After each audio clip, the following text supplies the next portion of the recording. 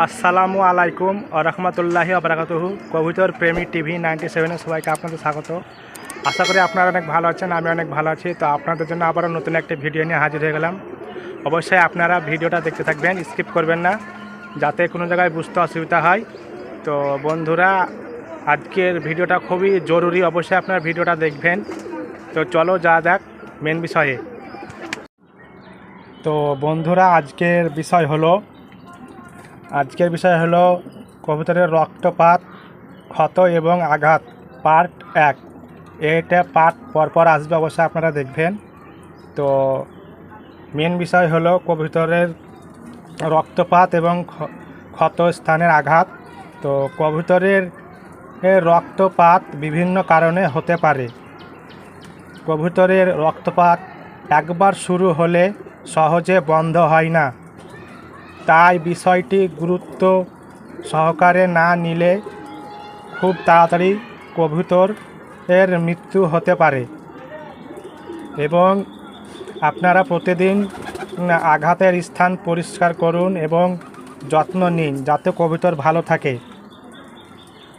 কবুতরের ক্ষত এবং রক্তপাত এবং আঘাত হওয়ার কারণ হলো বিড়াল বা ইঁদুরের কামড়ের কারণে হতে পারে, পালক কাটার কারণেও হতে পারে, খাঁচা থেকে কবুতরের পালক কেটে যাওয়া বা খাঁচার বাতাতে বা কোনো জায়গাতে আটকে গেলে কবুতর কেটে গেলেও রক্তপাত হতে পারে, এবং নখের কারণেও হতে পারে। কবুতরের পায়ে যে নখ থাকে ওই কারণে হতে পারে।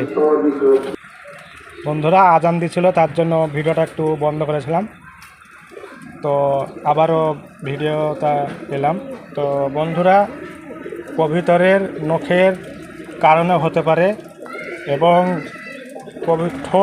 কবুতরের ঠোঁট ফাটলেও এরকম হতে পারে, এবং কবুতরকে কিছুতে টিকটিকিটি বা অন্য কিছুতে কামড়ালে এরকম হবে ইত্যাদি। এবং এর এক একটা পয়েন্ট আমি বলে দিচ্ছি, আপনারা মন দিয়ে শুনুন, যাতে আপনাদের কবুতর সুস্থ থাকে। 1 নম্বর কারণ হলো খুব বেশি রক্ত হলে কবুতরের মাথা কাত হয়ে যাবে।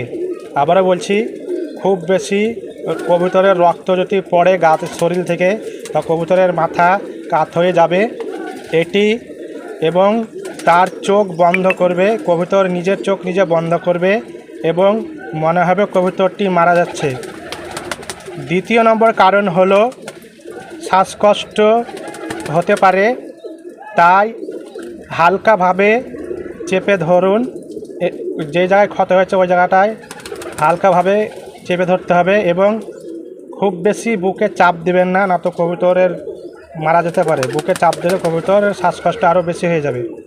3 নম্বর কারণ হলো বারবার মুখ দিয়ে ঘাটা স্পর্শ করার চেষ্টা করবে। কবুতর যখন আবার দেখবেন কোনো জায়গায় কেটে গেলে বারবার ওই জায়গাতে আপনার মুখের ঠোঁট নিয়ে যেয়ে স্পর্শ করার চেষ্টা করবে। তো বন্ধুরা, ভিডিওটা আজকে এখানেই শেষ করছি। এর পরবর্তী পার্ট আসবে, আপনারা ভিডিওটা দেখবেন। অবশ্যই আশা করি ভিডিওটা ভালো লেগে থাকলে ইউটিউব চ্যানেল থেকে দেখছেন, অবশ্যই আমার ইউটিউব চ্যানেলটা সাবস্ক্রাইব করে রাখবেন এবং লাইক, কমেন্ট, শেয়ার করবেন। আজকের মতো এইটুকুই, ধন্যবাদ।